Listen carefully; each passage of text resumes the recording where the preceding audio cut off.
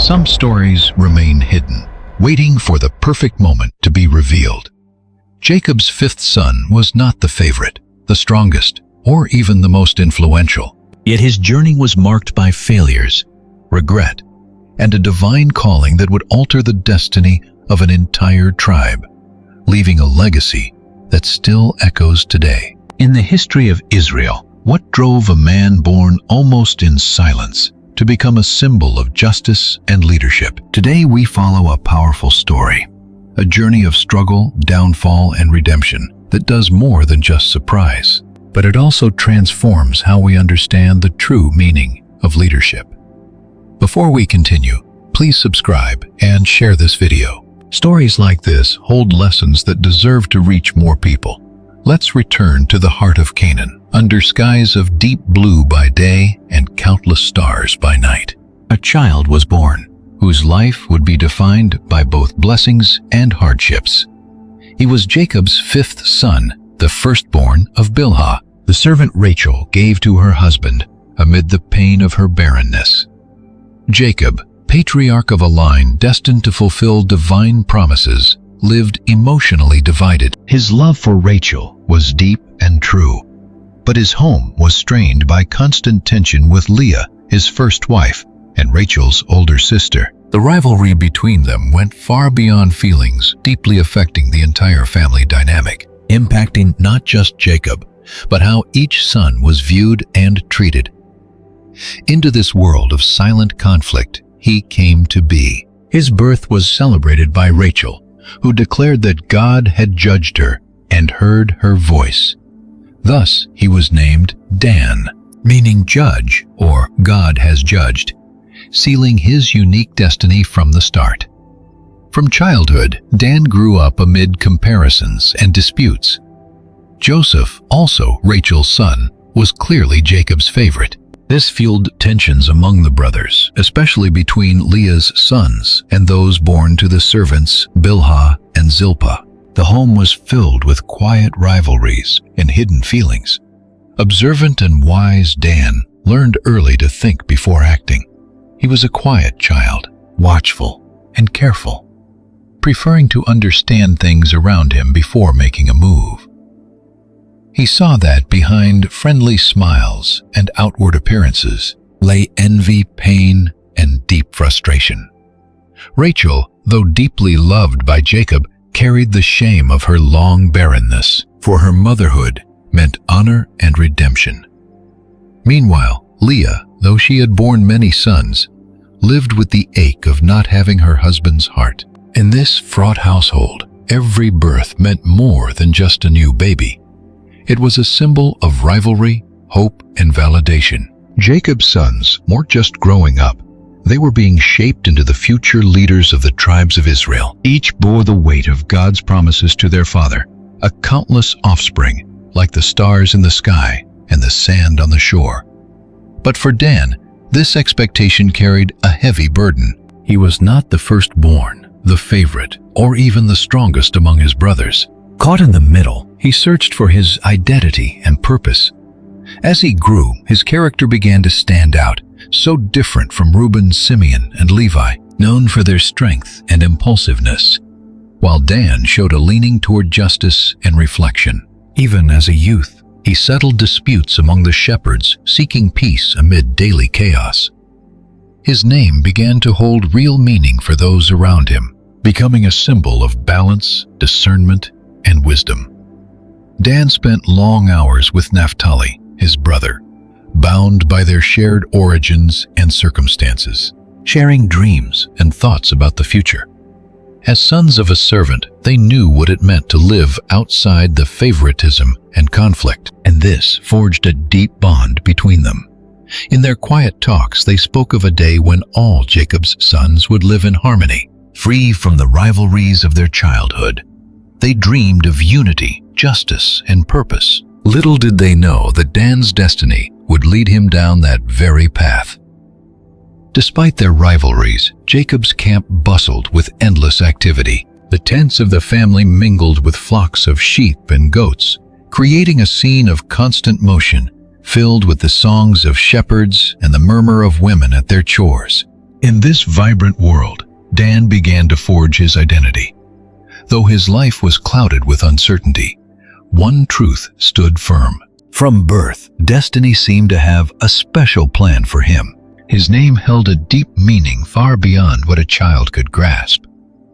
Dan meant judge, not just a title, but a responsibility. Even as a boy, this calling showed in small ways his readiness to listen, his search for balance, and his sincere desire to be fair. He had a natural lean toward fairness, a trait that made him pause before acting. Yet with these virtues came a quiet restlessness, the sense of a calling he couldn't yet name. And so, his early years passed amid family tensions and the divine promises hanging over Jacob's home. Dan was still young, but his spirit was already taking shape. Deep down, he felt his life held a greater purpose, even if the path was hard. The future was veiled in mystery, but Dan did not fear. He knew his place among Jacob's sons was secure, and that in due time his true destiny would be revealed. His life unfolded under the same sun that warmed his workdays and his moments of quiet reflection, far from the eyes of others. He learned to understand himself and the world around him. Tensions constantly simmered among Jacob's sons. Each child grew up in a deeply complicated household, where emotions lay buried under the daily routine, always on the verge of boiling over. Though still just a boy, Dan realized early that their home was marked by subtle shifts, awkward silences, and a favoritism no one dared mention but everyone felt. Among the brothers, Joseph held an untouchable position. He was Rachel's beloved son Jacob's absolute favorite. His beauty, his charisma, and especially the way his father treated him set him apart from an early age. The colorful robe made visible what was already known in silence. Joseph was special in Jacob's eyes. Dan felt the sting of resentment, not because he was the oldest or most impulsive, but simply because he was human. Still, it was not his nature to show frustration. His reserved temperament led him to watch rather than react. There was something in his gaze, in the way his dark eyes studied the world, that revealed an understanding far beyond his years. Deep down, however, a spark of competitiveness was beginning to ignite. Dan wanted to be seen, to be recognized, and most of all, to be valued for who he was. His bond with Naphtali, his full brother, became a refuge in that complex family. Naphtali was more outgoing, carrying a contagious energy that perfectly balanced Dan's reflective spirit. Together they roamed fields, tended flocks, and spent long moments gazing at the horizon. Between them, there was trust. They shared a silent understanding of what it meant to be Bilhah's sons, a status that pushed them to the margins of the family hierarchy. Often the older brothers, especially Reuben and Simeon, made sure to highlight their status as sons of Leah, Jacob's first wife. It was not an outright exclusion, but their words and actions carried subtle slights that Dan noticed clearly. During childhood arguments, or even during play, remarks would slip out to remind them of their birth. Sons of a maidservant should be used to obeying one brother, jokingly said once. The words hit Dan like a stone. Naphtali reacted quickly, firing back with a defiant smile. Dan, however, remained silent. Instead of talking back, he retreated into deep thought, a typical reaction for him. That night, under the starlit sky, he wondered if he would ever build a name that transcended his birth. Yet despite the shadows of his childhood, there was light. Dan paid close attention to life's small details. He was skilled at settling disputes among his younger brothers and finding practical solutions to simple problems. His ability to keep his cool in tense moments was noticed by Jacob, at times earning him quiet gestures of approval, even if they were always overshadowed by the favoritism shown to Joseph. In silence, Dan developed a deep sense of justice. He did not seek revenge for the inequality he saw, but balance. He often helped the camp servants, making sure they had enough water and that their tasks were not ignored. Though these acts went unnoticed by most, for him, they were a way to define who he was, beyond the labels put on him. His bond with Jacob, though distant in many ways, had moments of connection.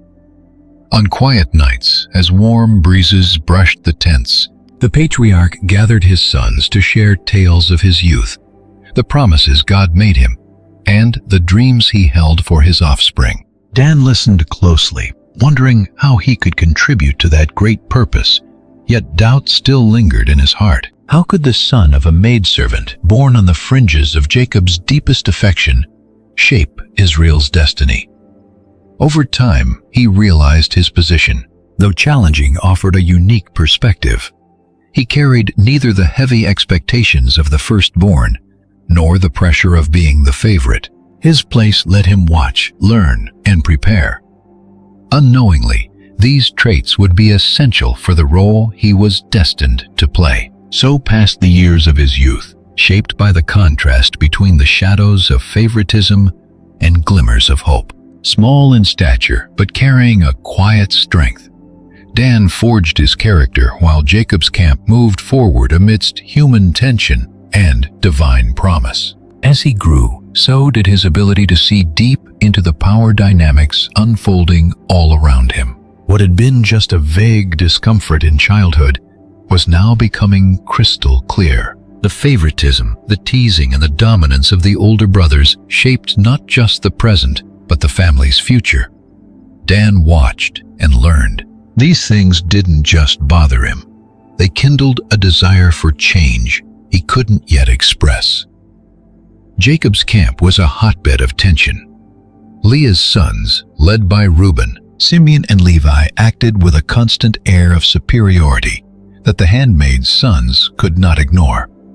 Meanwhile, Joseph, with his colorful robe and irritating dreams, seemed to live in a world of his own, shielded by Jacob's unconditional love. In this environment, Dan began to spot patterns that deeply troubled him. The rules were not the same for everyone. The most vulnerable, the servants, the women, and the youngest carried the heavy burden of the strong's whims and decisions. Once, while Dan was helping a shepherd lead sheep to a nearby watering hole, he heard a heated argument. It was one of his older brothers, Simeon, who was harshly scolding the shepherd over a minor mistake. The man, whose age and worn look showed years of hard labor, tried to explain that a sheep had escaped because of a wolf nearby. But Simeon, impatient and frustrated, refused to listen. He raised a hand, threatening to strike him to force obedience.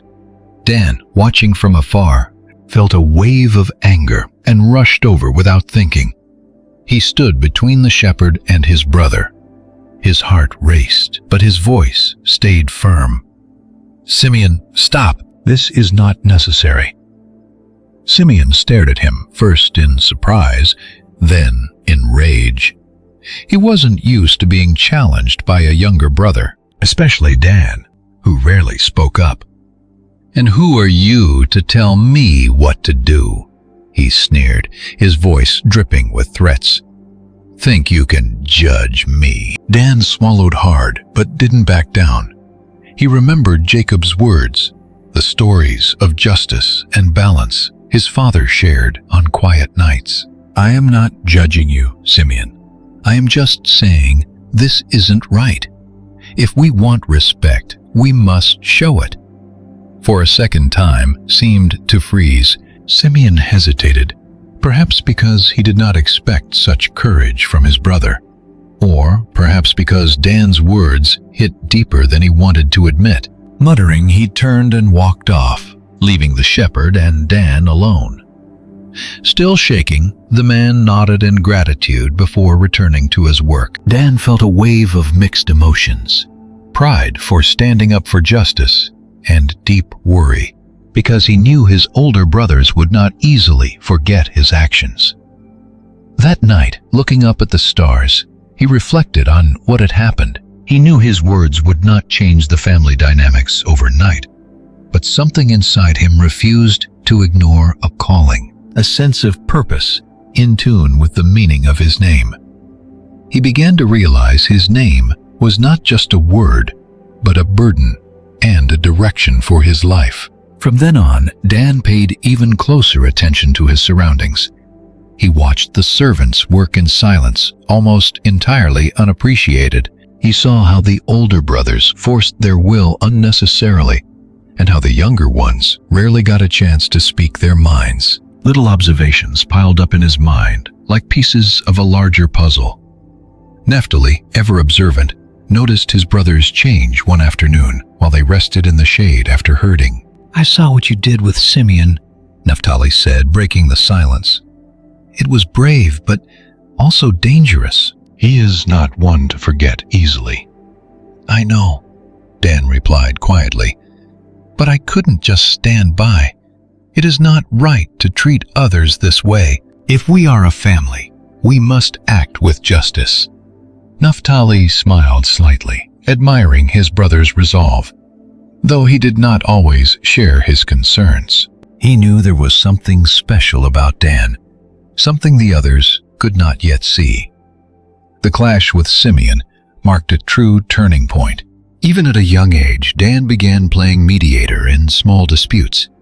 His knack for listening to both sides and finding balance led others to seek his counsel. Quietly, he began to fulfill the meaning of his name. Even so, Dan knew this path would not be easy. He lived in a world where power and status mattered more than fairness. But a seed of hope began growing in his heart. He believed that with God's help, he could make a difference. His dream of justice, though still just a whisper, was starting to take shape in his life. The day Joseph was betrayed by his own brothers left a deep scar on Dan's soul, a memory that would shadow him for the rest of his years. The atmosphere in the camp was already thick with tension and resentment, especially toward Joseph, Jacob's favorite son.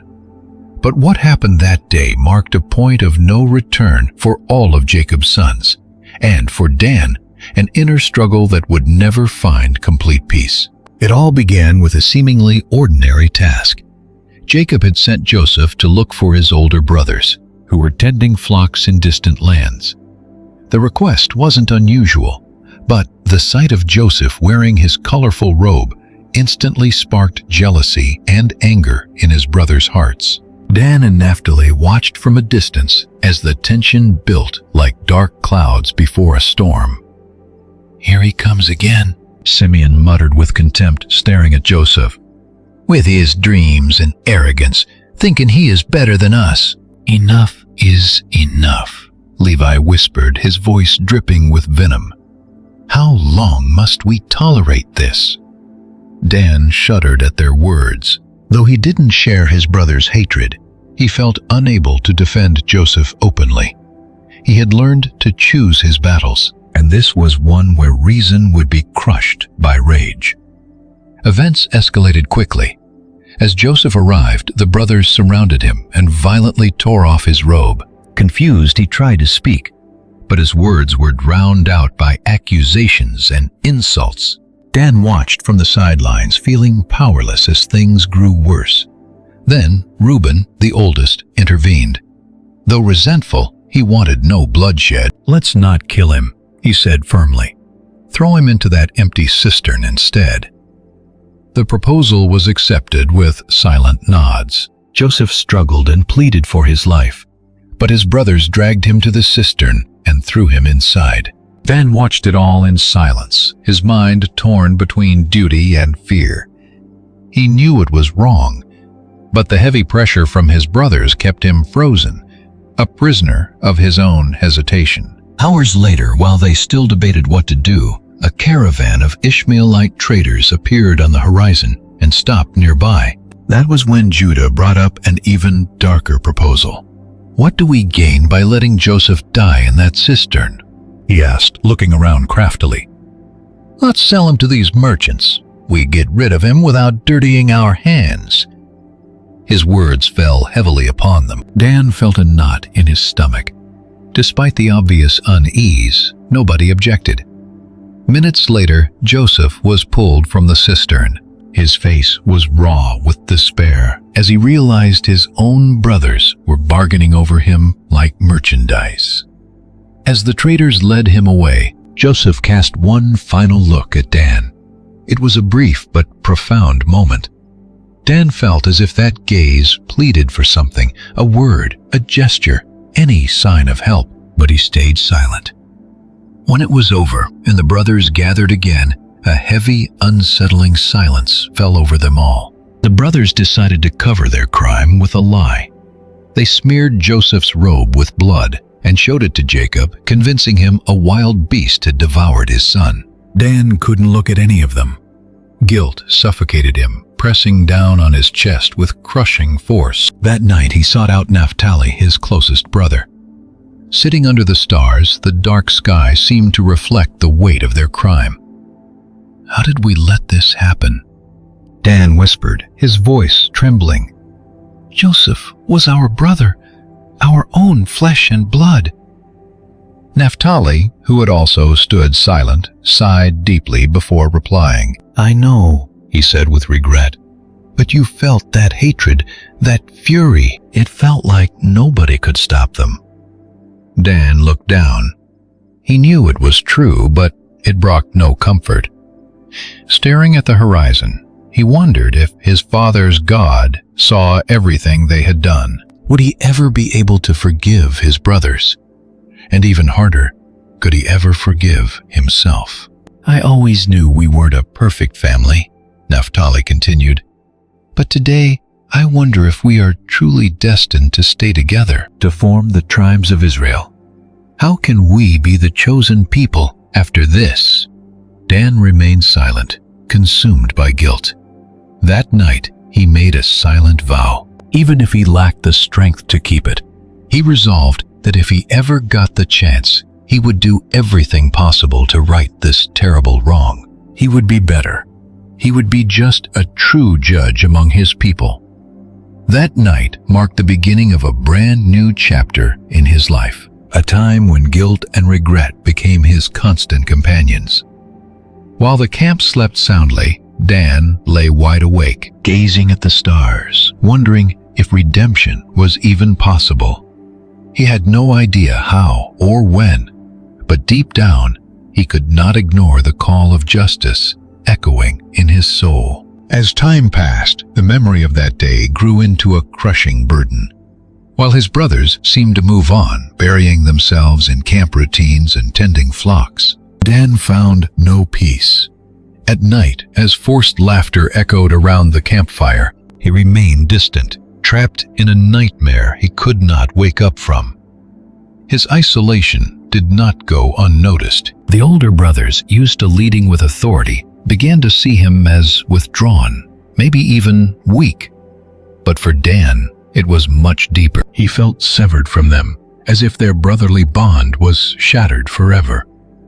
Betraying Joseph had opened a massive chasm, and Dan had no idea how to cross it. As days bled into weeks, the distance only grew.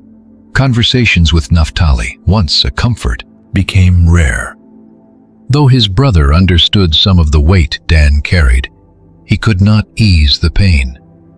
So Dan chose silence instead. It was easier to carry the regret alone, the defaced looks that reminded him of his cowardice. His struggle was not just emotional, it was spiritual. Jacob spoke often of God's promises, the covenants, and the visions he had received. But to Dan, those words were starting to ring hollow. How could he be part of a chosen lineage when he stood silent before such evil? How could he reconcile with God after letting wickedness win?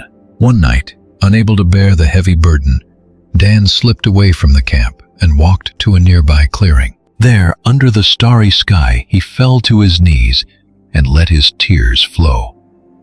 For the first time in years, he poured out his heart. "God of my father Jacob," he whispered, his voice shaking. "How can I be worthy of your promises? I failed. I was silent when I should have spoken. I let injustice win. How do I find my way back?" At first, the desert answered with only silence. Then a gentle breeze brushed his face. In his mind, a vivid image appeared of perfectly balanced scales. No words were spoken, yet he felt a deep certainty. The scales were not broken. Balance could still be restored. Though he had failed, he was not condemned to live forever in the shadow of guilt. That realization sparked a tiny flame of hope. It was not an instant cure, nor did it erase his past, but it was enough to remind him that the path of justice is always open to those willing to walk it. That night, Dan finally slept in peace, as if an invisible weight had lifted. From then on, he began to think deeply about his role in the family and God's promise to Jacob. Instead of dwelling only on his past mistakes, he focused on what he could actually do. While still keeping his distance, he began acting with purpose. He helped the servants, protected the younger ones from unfair treatment, and ensured chores were divided up equally. They were small acts, but for Dan, each one was a step closer to his redemption. Though small, these efforts gave Dan a renewed purpose. Yet the shadow of guilt remained. On some nights, visions of Joseph being dragged away by merchants woke him up in a cold sweat. In those dark moments, Dan prayed again, begging for guidance and strength to go on, even without clear answers. Each prayer brought him closer to believing that his life still had a much greater destiny. One day, while tending sheep in a remote region, he had a life-changing experience. Watching the flock, he noticed one sheep wander off and get tangled in thorns. Though it was a common sight, something made him pause and look closer. Instead of rushing to save it, he watched it struggle to break free. Realizing the animal was helpless on its own, he stepped in and gently freed it. Carrying it back, he felt a strange connection to his own life. Just as that sheep needed help returning to safety, he too needed guidance, but he realized something even deeper. His calling was not just to find his own redemption, but to help others find theirs. With this new perspective, his distance from his brothers felt less like rejection and more like an opportunity to watch, learn, and prepare. Though he still carried the past, he began looking ahead with hope.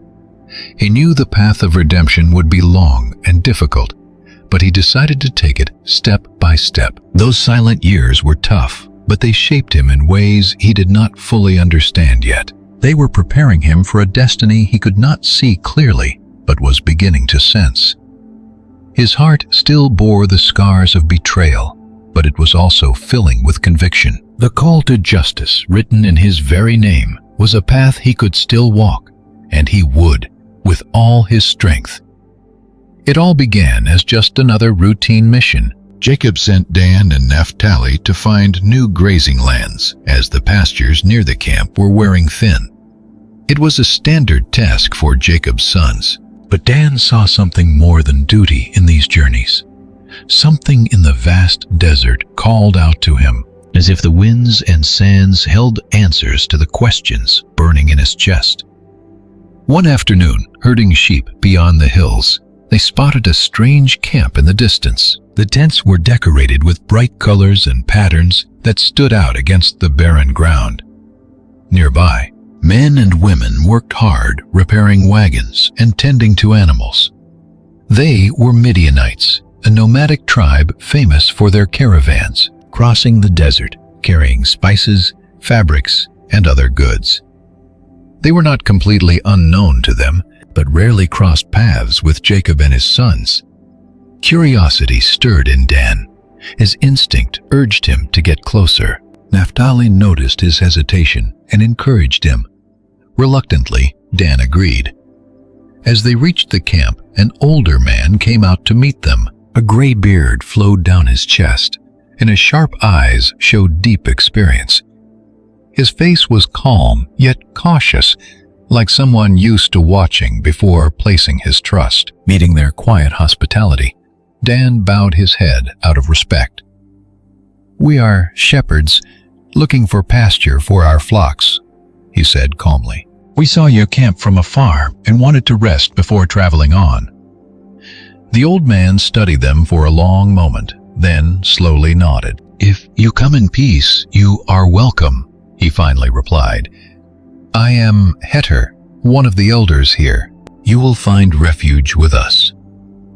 Dan and Naphtali shared a simple meal with the Midianites.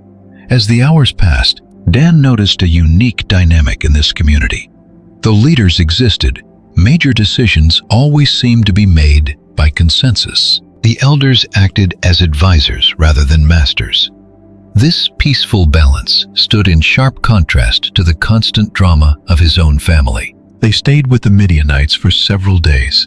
The flocks needed rest, and the area offered plenty of fresh water. Ever watchful Dan studied the customs of the tribe. Heter noticed his curiosity pulled up close and shared the ancient stories of his people. "In our tribe, leadership is not built on brute force, but on wisdom and justice," Heter explained one night as they sat by the crackling campfire. "A true leader does not force his will. He listens, understands, and seeks the common good." Dan drank in every word like water in a barren desert. Heter's wisdom echoed deep in his heart, confirming truths he had always felt, but could never quite put into words. One afternoon, Dan watched a trial unfold. A man was accused of stealing food, and the entire tribe gathered to settle the dispute. Instead of rushing to punish him, the elders patiently listened to both sides of the story. They deliberated not to favor the strong or influential, but to find a path to peace and true justice. Ultimately, the man was forgiven on the condition that he return the stolen goods and work to make things right. Dan was deeply moved. This was not justice built on punishment, but on healing. That night he spoke with Heter again. "How do you keep this kind of balance?" he asked, genuinely puzzled. "In my own family, fights are settled by raw power or cold silence, never with this level of clarity." Heter smiled warmly. "Because true justice is not about punishment, young shepherd. It is about healing. It is doing right by everyone, not just one person. A judge must really be a tyrant, but a servant.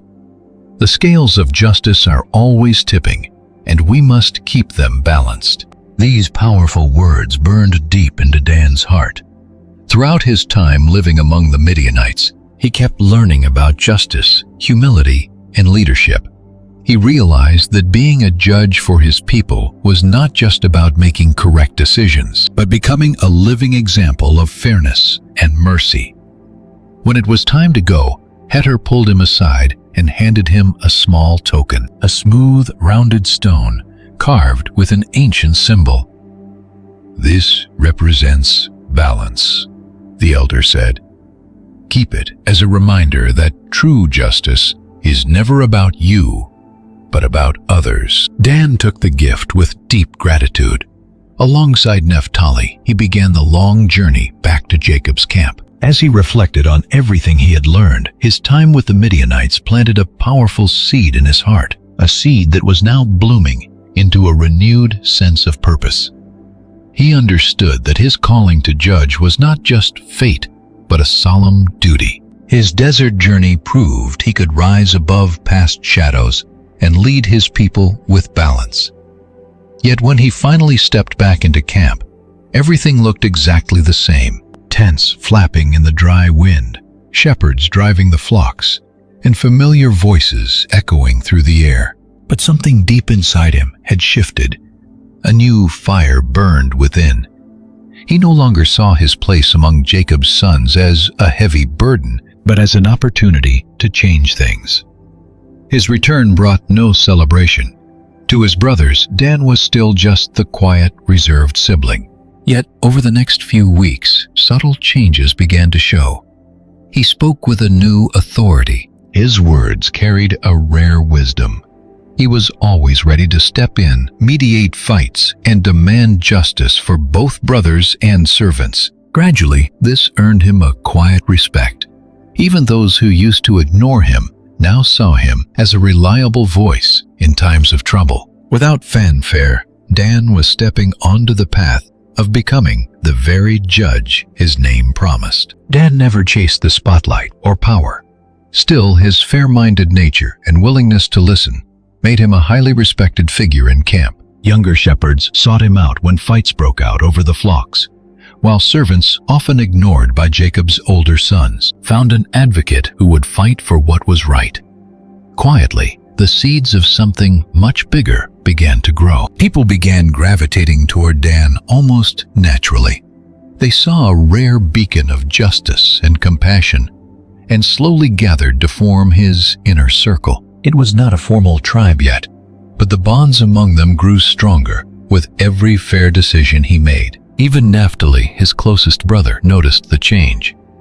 "I don't know what you learned among the Midianites," he said by the fire one night, "but it is as if you found something the rest of us cannot see." Dan smiled quietly, watching the flames dance before them. "I didn't find anything new in Naphtali. It was something that had always been inside me. I just needed someone to show me how to use it." But not everything was peaceful. As the group around Dan grew, tensions also rose. Some of his brothers began to see him as a veiled threat, especially Simeon and Levi, who were used to imposing authority. The respect Dan was starting to win seemed to challenge, even if indirectly, the control they held over the family. One day while Dan talked with shepherds about dividing the work, Simeon rudely interrupted. "Since when do you decide how things are run around here?" he asked with contempt. "Do you think you are a leader just because a few servants follow you like sheep?" Dan stayed calm, not raising his voice or showing anger. He just looked at his brother and answered calmly, "I have no desire to lead anyone. I only do what is right. If anyone follows me, it is because they share the same purpose, not because I demand it." His answer silenced Simeon for a moment, but the tension remained in the air. Judah and Zebulun watched closely, curious to see how far this growing influence around Dan would go. Besides conflicts with his brothers, internal challenges also arose. Not everyone who came to Dan agreed on what justice truly meant. Some favored harsh punishments for wrongdoers, while others preferred paths of reconciliation. Inspired by the lessons of the Midianites, Dan sought balance, but it was not always simple. Once a young shepherd was accused of stealing a sheep from the common flock. Part of the group demanded public punishment, others suggested immediate exile. Dan listened to both sides before making a different choice. He gathered everyone around the campfire and spoke directly to the young man. "Why did you take what was not yours?" Ashamed, the young man confessed that his family was starving and he saw no other way. Instead of condemning him, Dan proposed a restorative solution. The sheep would be returned, and the youth would work for a time, helping other shepherds. In this way, he would make up for his mistake and secure a decent living for his family. The decision did not please everyone, but over time, many saw the value of a justice that heals rather than just punishes. As similar situations happened again, the identity of the group around Dan grew clearer. Their bond was not built on power or status, but on a commitment to balance and fairness. This began to draw not only servants and shepherds, but also some of Jacob's own sons, who, despite their initial resistance, grew to respect his way. Jacob watched in silence. One night, walking through the camp with Dan, he expressed his surprise. "I never imagined that you, my quiet son, would be the one to bring balance to this family." There was admiration in his voice, along with a trace of deep thought. Dan replied humbly, "I do not do this to be noticed, my father. I do it because I believe it is what God expects of me." And in that moment, Jacob realized his quiet son was indeed becoming the judge his name foretold. If I can bring justice to this place, then my life will have found its purpose. The growth of the tribe of Dan was neither quick nor easy. It was a journey marked by hardships, inner conflicts, and moments of doubt. Even so, he remained steadfast in his purpose. Gradually, those around him stopped seeing him as just another son of Jacob and recognized him as someone called to lead, a judge committed to the common good. As the group grew stronger, Dan began to understand that his calling was not to rule alone, but to teach his people that justice is not a final destination, not a trophy to be won, but a continuous journey to be walked. And though many challenges still lay ahead, he was determined to move forward, with the same conviction born in the desert when he learned from the Midianites. Time marched on, leaving clear marks on Jacob's face. His steps slowed, and his voice carried the weight of decades of experience, fulfilled promises, and inevitable failures. He was a man who lived under divine blessing, yet also under the shadow of his own conflicts. Now in old age, he knew the time to pass on his legacy was near. Jacob summoned his sons. They gathered under the starlight campfires flickering in the dark, casting shadows on the faces of the 12 men who represented the future of Israel. The mood was solemn, filled with expectation, and for some, apprehension. Sitting down, Jacob looked at them one by one. "My sons," he said in a deep but calm voice, "the days of my journey are coming to an end. Before I go, I must speak of your future and your descendants. Each has a role in the plan of the Most High, a place in our promised legacy." The brothers listened in silence. The words that followed were not mere praise or simple scoldings. They were prophetic declarations, revealing both strengths and weaknesses. Reuben, Simeon, Levi, Judah, each received his share of truth mixed with warnings and blessings. When it was Dan's turn, Jacob raised his eyes intensely. There was pride, but also gravity. Dan shall judge his people as one of the tribes of Israel, he declared. He will be a serpent by the roadside, a viper along the path that bites the horse's heels so that its rider falls backward. Those words went deep into his soul, a promise and a mystery all at once. Dan felt the immediate weight of the declaration, as if given a burden he would have to unravel for the rest of his life. Jacob continued now in a sterner tone, "But watch yourself, my son. Being a judge can bring justice, but it can also lead to pride.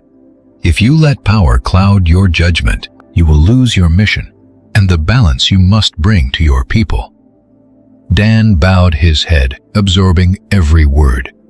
There were no easy answers in that prophecy, only a path that would demand wisdom and resolve. After blessing each son, the gathering dispersed. Yet the weight of Jacob's words hung heavy in the air. As the others retired, Dan remained alone under the night sky, turning the smooth stone he had received from the Midianite elder. "Judge of my people," he whispered. "And a serpent, too. How could he be both?" He knew that justice was like a sharp blade.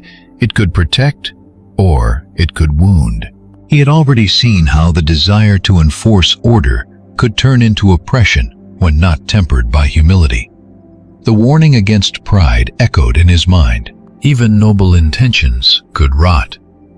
As he pondered, one question formed with absolute clarity. What did it truly mean to be a judge? Over time, he learned it was not just about settling disputes or punishing wrongs.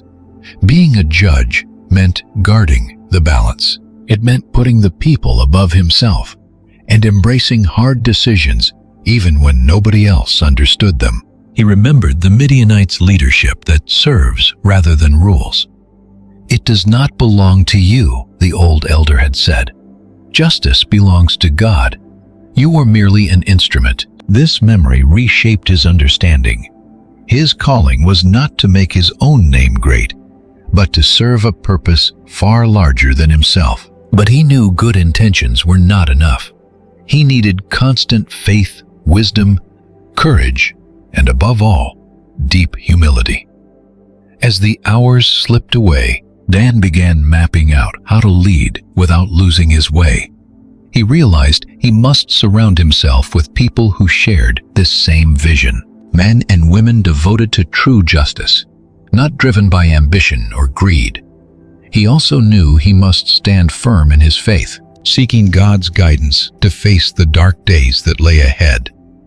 Beneath the whispering wind of the tents, Dan made a silent vow. No matter how hard the road, he would do everything in his power to be the leader his people desperately needed. He would not let pride rule him, nor let personal interest tip the scales of justice. If he was destined to be a serpent by the roadside, it would be to protect, never to destroy. As he retired to his tent, he carried not just the weight of the prophecy, but a renewed sense of clarity. He knew trials were coming and was ready to face them with the same conviction that led him through the wilderness. He could not predict the future, but he trusted that every just decision brought him closer to Jacob's ancient prophecy. The land the tribe of Dan began to claim was rich and fertile, blessed with green valleys and rolling hills that promised prosperity. Yet this very abundance caught the eye of the hostile Philistines, a powerful warrior nation renowned for their military might and mastery of iron weapons. For Dan and his people, this would be the first great test of their unity and strength. And so the conflict began. After minor border skirmishes, Philistine raiders began appearing in nearby lands, demanding tribute from shepherds and plundering vulnerable settlements. Tensions spiked quickly, and the village elders sought out Dan for guidance. Before the gathering crowd, he spoke calmly, but with steel in his voice. "We will not pay tribute to our oppressors. This land was promised to us. If the Philistines want a war, let them come. We will never surrender." Knowing more was inevitable, Dan began to organize his people. They were no trained army, but brave men and women stood ready to defend their home. He gathered the most capable to form a war council. Ezra emerged as a natural leader, skilled at coordinating large groups. Tamar, brave and sharp-eyed, was renowned for her deadly accuracy with the bow. Abiram, a young blacksmith, began forging simple weapons to prepare the tribe. Gathering in a tent at the edge of camp, they debated strategy. "The Philistines outnumber us and have better weapons," Dan said, reading the anxious faces. "We cannot defeat them in the open, but we know this land better than they do. We will use that to our advantage." Over the following days, intense preparations consumed the tribe. Patrols were organized, supplies hidden in strategic spots, and traps set in the narrow hill passes. Every member of the tribe, regardless of age or strength, was given a role in the defense. The blow fell soon. One morning, Philistine war chariots charged toward the main settlement. The earth trembled beneath heavy iron wheels, a terrifying sight to behold. Yet Dan and his people stood ready. As the chariots squeezed into a narrow pass between two hills, they triggered the first trap. Carefully placed logs and rocks jammed their wheels, shattering the enemy formation. From above, archers led by Tamar unleashed a rain of arrows, while Ezra and his warriors struck hard from the flanks. Watching from high ground, Dan monitored every move, keeping panic and reckless impulses at bay. "Stand firm," he roared. "Fight as one." The battle raged for hours, but the tribe's strategy and raw courage prevailed. Shocked by the fierce resistance, the Philistines retreated, leaving behind broken chariots and wounded men. After the fight, the people gathered around a great bonfire. Though victory brought brief relief, Dan knew this was only the beginning. His face still showing the strain of battle, he addressed his tribe. Today we proved that courage and unity are our strength. We are not just scattered clans. We are a family standing strong. We will not yield to fear or submit to oppression, but we must be ready. This was only the first blow. They will return, and we must meet them with that same fierce determination. His words were met with cheers, but also a quiet realization that darker days were still to come. In the following days, Dan worked to secure their position, forging alliances with nearby nomadic clans, offering protection for future support. These pacts swelled the tribe's ranks, but birthed fresh internal challenges. Not everyone was comfortable with this aggressive new path. A small faction, led by a man named Maluk, began openly questioning the confrontation. Why not negotiate, he challenged at the next gathering. Why risk our lives for land we could easily share in peace?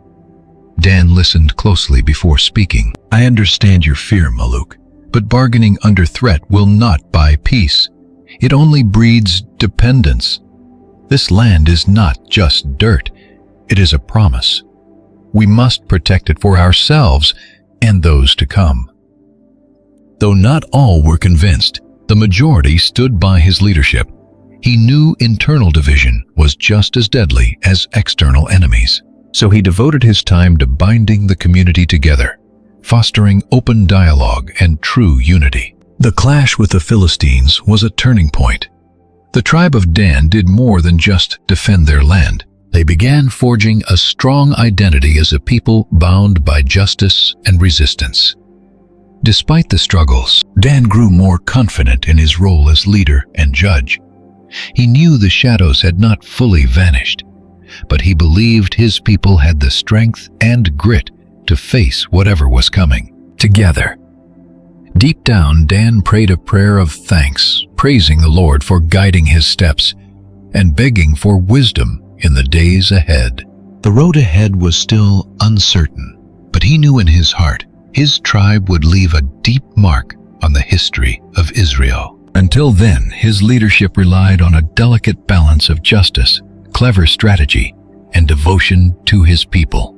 Yet even the wisest judges make mistakes, and Dan was no exception. His path led him to tough choices, and though he always wanted the best for his people, one bad call almost ruined everything. After defeating the Philistines, the tribe felt unstoppable. But then came a new challenge. Groups of nomads, also hunted by the Philistines, began moving toward Dan's borders. They arrived in small bands, begging for shelter and offering loyalty for protection. Over time, however, their numbers multiplied, sparking concern in the community. Wanting to keep stability and moved by pity, Dan decided to let them in, believing they would blend in and strengthen his tribe. But he ignored warnings from leaders like Ezra, who saw that some newcomers had no respect for local customs. Dan meant well, but he let his guard down. Soon, tensions flared, and vital resources started running low. A few refugees began stealing supplies. Then came the ultimate betrayal. A group of them was secretly working with the Philistines, leaking details about the tribe's defenses. This treachery triggered a surprise attack that nearly wiped out the main camp.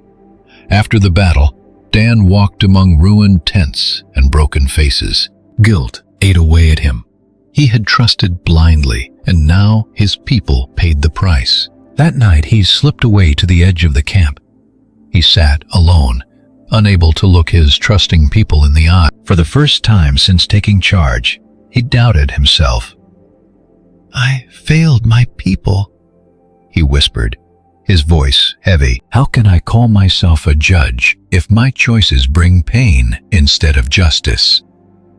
As he sat there in despair, a hand touched his shoulder. It was Heder, the old Midianite who years ago had taught him his first lessons in leadership. He was just passing through the camp on business, but hearing of the tragedy, he sought out his former student. "I see a burden in your eyes too heavy to carry alone," the elder said, sitting down. "Tell me what troubles you." Dan poured his heart out, explaining his choice to welcome the outsiders, the lack of oversight, and the disaster. Heder listened closely. "Yes, you made a mistake," he said softly. "But leadership does not mean being perfect. It is the power to learn from failures and rise after a fall. The question is not if you stumbled, but what you will do next." Dan stayed silent, absorbing his words. "Remember," Heder continued, "the scales of justice are not perfect because men are flawed. The key is to balance them once more. Own your mistake. Seek God and let Him guide you." Those words sparked something inside Dan. The guilt remained, but it became a drive to grow. The next day he gathered the tribe. Making no excuses, he confessed. "I did not protect you as I should have," he said honestly. "I erred by trusting blindly. But this mistake will not define us. We will learn from it and grow stronger together." Dan's honesty brought hope to the people. United, they began rebuilding, strengthening their defenses and reorganizing their inner structure. The remaining refugees were strictly vetted. The loyal stayed, while the suspicious were cast out. This crisis marked a shift in his leadership. Dan began to act with even greater humility, seeking God's guidance before making any major decision. His guilt became a constant reminder, not as a heavy weight, but as a warning to stay vigilant. In time, the tribe healed and grew stronger than before. They learned that faith and humility could turn failure into growth. Dan remained in charge, not as a perfect judge, but as a man willing to learn, adapt, and serve. Yet desert winds brought new warnings. Humiliated by their past defeats, the Philistines prepared for a final, decisive assault. Tension in the camp was thick. But this time, Dan refused to let fear rule him. He was no longer the green leader who doubted his own choices. He had faced his flaws and built up his faith. When news of the Philistine advance arrived, it hit hard. This time they did not come just to plunder. They came to destroy. They marched with heavy chariots, vastly outnumbered and better armed than ever. Dan quickly called a council of tribal leaders. "We will not face this alone," he declared. "The alliances we built over the years will not fail us now. It is time to call them to stand with us."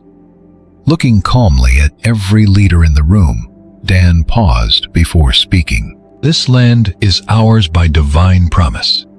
We will not yield it to invaders. But we will not win by raw force alone. We will fight with wisdom, faith, and unity."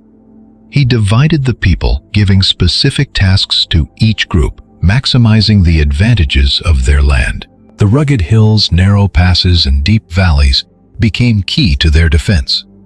Their deep knowledge of Philistine tactics and weaknesses would be their greatest weapon.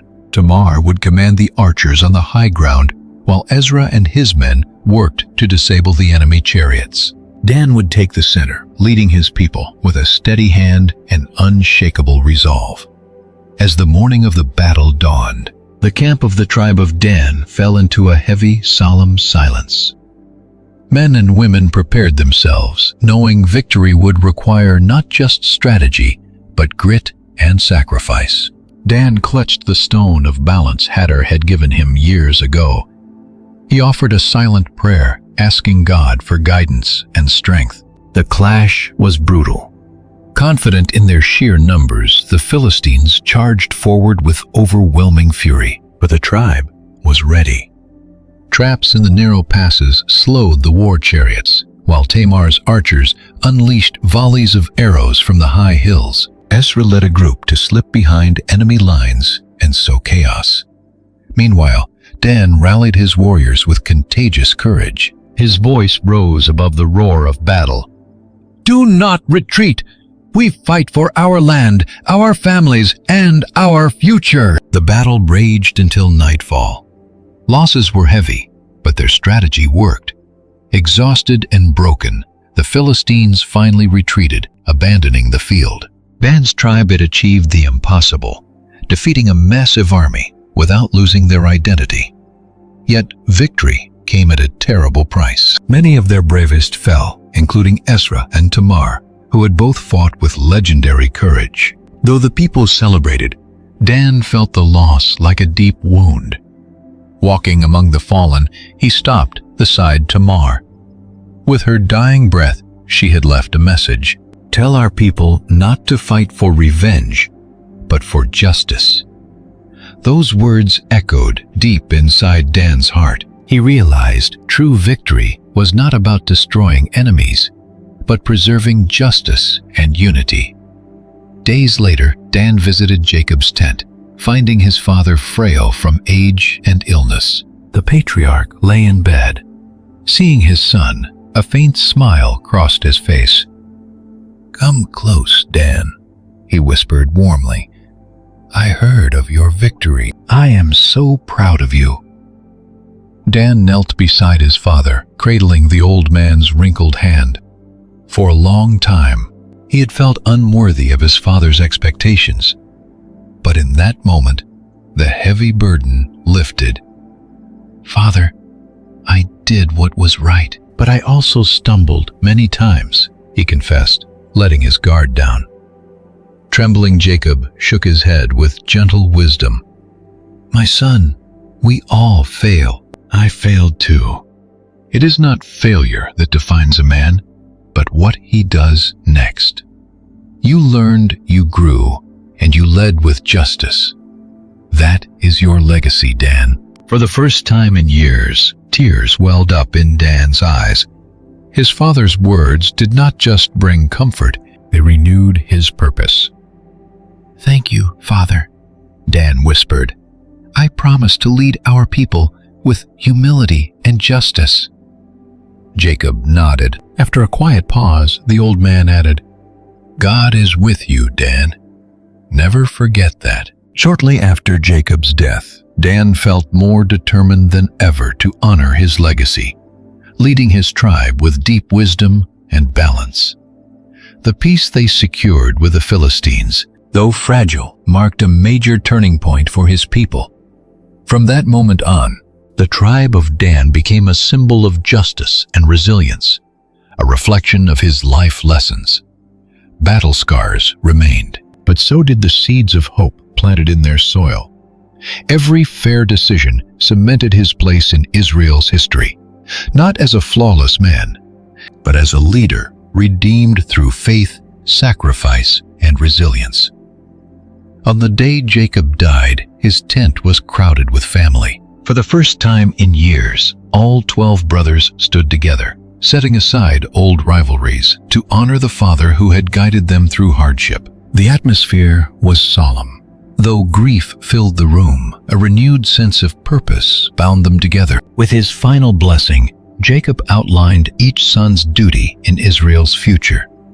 Standing beside Naphtali, Dan gazed at his father's peaceful face, remembering his own prophecy. "You shall judge your people." Those words had guided him for years, shaping every decision. Now, facing this final goodbye, he realized his calling was more than just leading. It was about building a legacy. Jacob's death marked a new era for Israel. Each brother returned to his own land, ready to carry the duties their father had left them. For Dan, his task was to build his tribe as a beacon of justice in the promised land. Walking his rugged hills, he reflected on his journey. Once an insecure boy, scarred by family rivalries, he had made mistakes, suffered tragic losses, and faced impossible challenges. Yet he grew, learning from every stumble and finding strength in faith.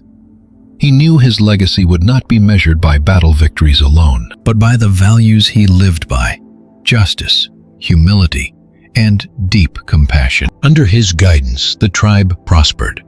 Their lands became a safe haven for anyone seeking a life built on mutual respect and fairness. Shepherds and artisans built peaceful villages together, but the fair justice system they established became the crown jewel of Dan's legacy. Guided by his example, the elders formed a council to resolve disputes fairly, ensuring every ruling was handled with wisdom and balance. Dan's words echoed in every meeting.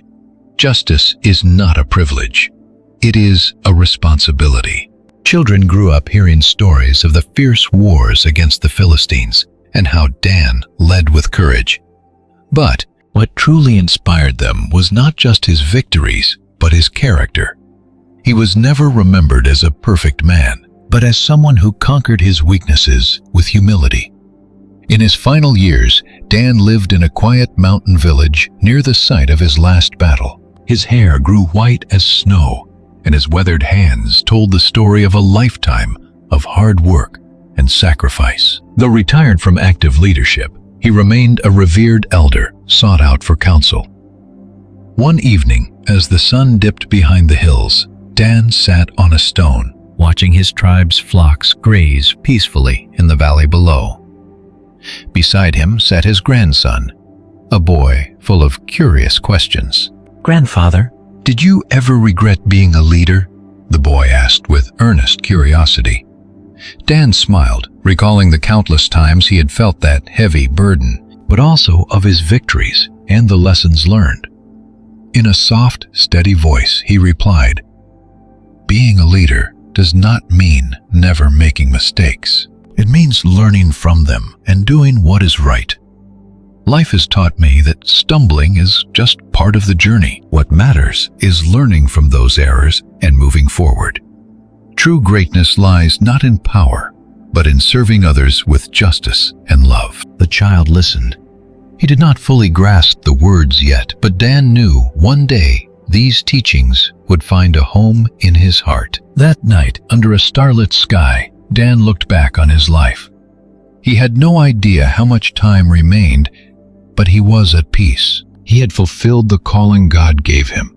His tribe was thriving, guided by the values he had worked hard to sow. Closing his eyes for the last time, he knew his legacy would live on.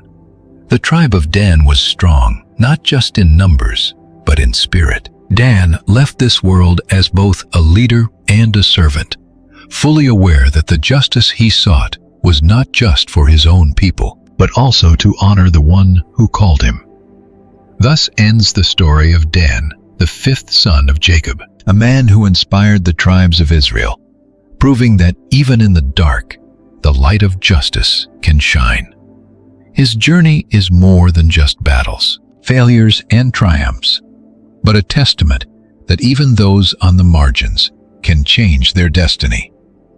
From a childhood of insecurity, through his mistakes as a leader, to his redemption as a wise and just judge, Dan teaches us that true greatness does not lie in perfection, but in the ability to learn, serve, and lead with humility.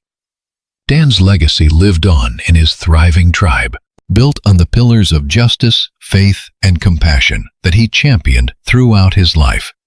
His story reflects the potential we all carry within us to overcome, find purpose, and leave a legacy that outlasts time. If this story moved you, subscribe for more videos like this. Share your thoughts on Dan's life in the comments, and share this video with family and friends. Together, we can keep exploring stories filled with deep wisdom and timeless values. Thanks for walking with us on this journey.